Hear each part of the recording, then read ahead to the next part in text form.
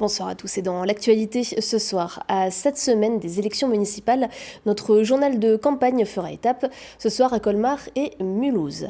À Lingolsheim, le collège Galilée a été inauguré ce matin après 5 ans de travaux et puis nous prendrons la direction de Kems pour observer les oiseaux migrateurs de passage dans la région. Et c'est une rentrée de janvier pas tout à fait comme les autres. Au Collège Galilée à Lingolsheim, après 5 ans dans des préfabriqués, les élèves et enseignants ont pu intégrer un établissement entièrement réhabilité. Adrien Labi.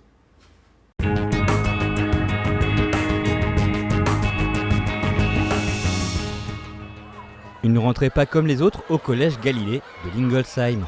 Depuis le 6 janvier, élèves et professeurs ont quitté les bâtiments préfabriqués qu'ils occupaient depuis 5 ans pour intégrer un établissement en remise à neuf. Alors depuis 15 jours, dans la salle des professeurs et dans la cour, c'est un peu la fête. Une forte joie, beaucoup d'émotions. La toute première heure où les élèves ont franchi le portail du collège, sont rentrés dans cette nouvelle cour.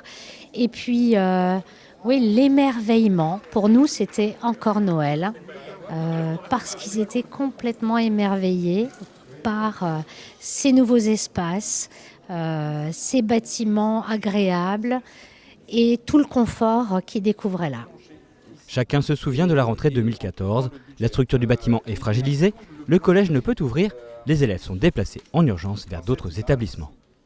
Se dire à 10 jours de la rentrée que le collège ne pourra pas ouvrir et que je ne prends pas le risque d'y laisser travailler des enfants et des enseignants, c'est une décision lourde de conséquences. Il a fallu presque 6 ans pour la réparer. Dès mars 2015, des préfabriqués sont installés pour que les élèves puissent reprendre les cours à Lingolsheim, mais l'avenir de l'établissement reste incertain. Finalement, le conseil départemental fait le choix d'une réhabilitation. 8 millions d'euros seront nécessaires pour financer le chantier qui commence en juillet 2018. Un long parcours fait de beaucoup de convictions, d'engagement tout d'abord pour décider de restructurer le Collège Galilée et ensuite de décider comment le restructurer. C'est-à-dire évidemment le sécuriser, mais on a souhaité aller bien au-delà pour au final avoir un nouveau Collège Galilée au goût du jour, des nouvelles normes thermiques, écologiques et bien sûr aussi pour avoir une pédagogie innovante du XXIe siècle. Terminé dans les temps, l'établissement a pu ouvrir en ce début 2020. Une fois n'est pas coutume, le retour des vacances de Noël s'est fait avec le sourire, même pour les élèves qui n'avaient connu que les bâtiments en préfabriqué. C'est plus grand, c'est plus lumineux et on est plus, les salles sont beaucoup plus grandes et j'ai l'impression qu'un peu les profs sont de plus bonne humeur, On a plus le droit de courir, on est moins serré et voilà quoi. Il y a plus de place pour tous les élèves. Dans la cour par exemple. C'est surtout la cantine, c'est plus stylé, c'est plus grand, on a plus de place et il y a les chauffages, ils marchent.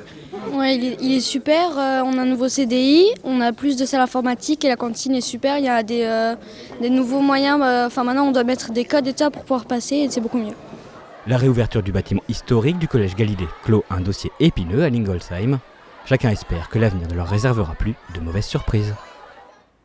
Et puis enseignement toujours dans certains lycées, c'est aujourd'hui qu'ont débuté les épreuves de contrôle continu du baccalauréat, également appelées E3C, histoire, géo, langue vivante ou encore mathématiques, autant de matières sur lesquelles les élèves de première vont plancher dans les prochaines semaines, mais non sans mal car la réforme suscite de nombreuses critiques et nous aurons l'occasion d'y revenir dans nos prochaines éditions.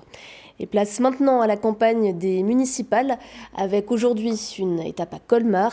Maire de la ville depuis 1995, Gilbert Meyer brigue un 5e mandat. En attendant de présenter sa liste et son programme, il a inauguré ce week-end sa permanence de campagne. S'il entend capitaliser sur son bilan, il compte aussi recueillir les propositions des colmariens pour les intégrer à son programme. Nous voulons, au-delà de ce qu'est notre travail habituel, nous voulons aussi écouter ce que disent les uns et les autres, ce qui fait qu'à travers ces permanences, où sont installés quelques militants, ils vont enregistrer ce que sont les souhaits des uns et des autres, encore pour enrichir notre programme, notre projet pour les 6 années à venir. D'abord, c'est l'ouverture de la permanence. Après, c'est la distribution du bilan de l'actuelle équipe. En deuxième information, ce sera l'équipe et les engagements. Et le projet fera l'objet d'un 3e journal. Et face à lui, plusieurs candidats se sont déjà déclarés. La République En Marche a investi Stéphanie Villemain, référente départementale du parti d'Emmanuel Macron. Le conseiller municipal Frédéric Hilbert se représentera à la tête d'une liste écologiste et solidaire. Enfin, Tristan Denéchaud, membre du MoDem, portera la liste Colmar pour tous. Lui aussi, conseiller municipal et déjà candidat il y a 6 ans, il entend notamment redonner vie à Colmar. On assiste à la présence permanente du maire, donc du maire qui tient à rester, du maire sortant, M. Gilbert Meyer, alors qu'il avait promis en 2014 que ce serait son dernier mandat. Donc déjà, monsieur le maire ne tient pas parole, c'est un vrai problème, puisque comment vraiment faire confiance à quelqu'un qui ne tient pas parole ? Et puis nous voulons porter le renouveau. On ne propose pas une révolution, on veut capitaliser sur les acquis de ce qui a été fait. Il y a des bonnes choses qui ont été faites, on ne peut pas dire le contraire. Mais faire entrer Colmar dans le XXIe siècle, une de nos devises, c'est rendre Colmar à ses habitants. Parce qu'aujourd'hui, on a l'impression que la ville est confisquée par un petit groupe de personnes. Et c'est dans une ville de 70 000 habitants, c'est d'autant plus inacceptable. Et à Mulhouse, Loïc Minéry a dévoilé samedi matin sa liste Mulhouse Cause Commune. Retraités, enseignants, professeurs, étudiants et actifs en tout genre font partie des 55 engagés pour briguer la mairie de Mulhouse. Sur cette liste qui rassemble notamment les écologistes, Génération, la France Insoumise, le PCF ou Place Publique. Ce qu'on souhaite incarner, c'est le rassemblement de la gauche et des écologistes, donc moi-même en tant qu'Europe Écologie Les Verts, mais également Génération, le PCF, la France Insoumise, Alternative Autogestion et tous les citoyens mulhousiens rassemblés autour de nous. Le programme qu'on est en train de bâtir et qu'on va dévoiler prochainement, c'est surtout axé sur 3 urgences. L'urgence sociale, l'urgence écologiste et l'urgence démocratique. Pour avoir par exemple au niveau social le permis de louer, pour avoir également un encadrement des loyers si c'est nécessaire. Au niveau également par exemple de l'écologie, agir pour des transports gratuits, pour des transports durables. Et enfin l'urgence démocratique parce qu'il est temps de remettre le citoyen au cœur des décisions, de lui donner la possibilité de s'exprimer à travers des consultations, des référendums locaux.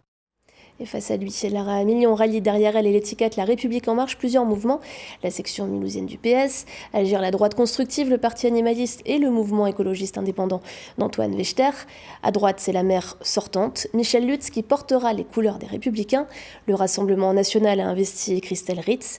Régis Bachung sera lui candidat pour Unserland. Enfin, Fatima Yen portera la liste Osons Mulhouse. Nous y reviendrons dans les prochaines semaines. Et puis, on part maintenant sur le Rhin, observer les oiseaux. Alsace Nature et la Ligue de protection des oiseaux organisent depuis plusieurs années une croisière à la découverte d'espèces venues de Scandinavie ou d'Europe de l'Est.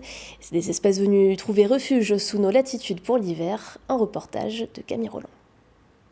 Embarquement immédiat pour une croisière sur le Rhin.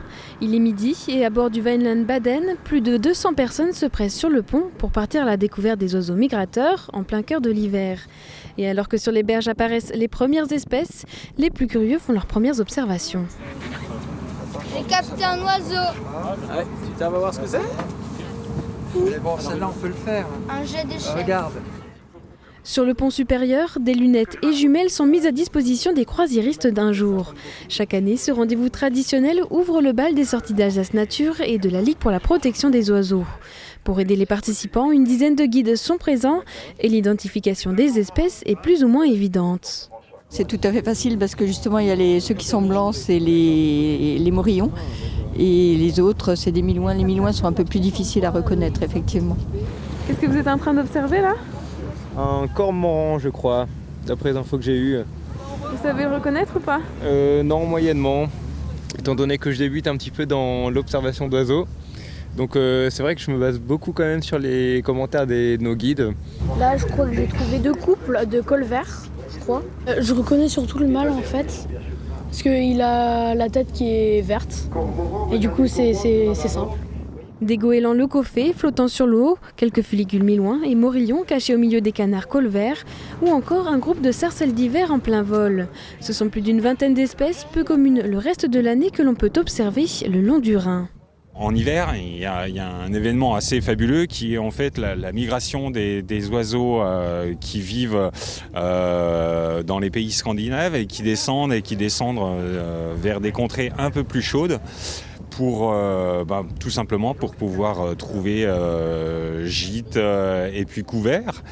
Et il se trouve que l'Alsace et le Rhin, en l'occurrence, est un point de passage et d'hivernage important pour ces oiseaux-là. Ainsi, chaque mois de janvier, on comptabilise 70 000 oiseaux d'eau qui viennent trouver refuge dans nos latitudes, faisant de l'Alsace la deuxième région d'hivernage des oiseaux en France, après la Camargue. Et les commentaires des deux ornithologues à l'avant du bateau rythment la croisière. Des cormorans à tribord et tout le monde se presse de l'autre côté du bateau pour avoir le meilleur point de vue. Sur bâbord, vous pouvez voir 2 foulques macroules qui sont toutes noires, gris foncé, avec juste au niveau du bec une tache gris clair. Au fil de l'eau, le bateau remonte ainsi le Rhin depuis Kems jusqu'au pays des 3 frontières, aux portes de Bâle. On est passé par plusieurs endroits stratégiques pour les oiseaux, bien entendu. C'est des endroits où ils vont trouver surtout de quoi se reposer, d'être à l'abri de l'invasion humaine. De toute façon, ils trouvent dans le secteur suffisamment de quoi manger. Alors il y a un petit peu moins d'oiseaux cette année. À mon sens, le réchauffement climatique a aussi sa raison, dans la mesure où si les oiseaux trouvent de quoi se nourrir beaucoup plus au nord, ils ne vont pas poursuivre leur migration plus au sud. C'est pour ça qu'on en trouve un peu moins ici. Ils sont restés dans des régions un peu plus septentrionales. Pour les plus frileux, une salle chauffée leur permet d'observer les oiseaux bien au chaud tout en participant à des activités ludiques. De quoi sensibiliser le public à la protection des oiseaux par l'observation en milieu naturel. Après 4 heures de croisière, c'est mission accomplie. Et on termine ce journal avec l'image du jour, elle est signée d'Oliviane. Et encore un classement pour les villes françaises. Cette fois, c'est le Journal du Dimanche et l'association des villes où il fait bon vivre qui classe justement ces dernières. 182 critères et 2 ans de travail sur les 34 841 communes de France métropolitaine et des vainqueurs dans 9 catégories selon la taille de l'agglomération. Et l'Alsace n'est pas à la fête pour une fois, alors que 3 villages mosellans s'imposent dans les catégories des tout petits villages. Connaissez-vous Peltre, Metz ou Saint-Julien-les-Metz? Strasbourg sauve l'honneur alsacien en se classant 11e des métropoles de plus de 100 000 habitants.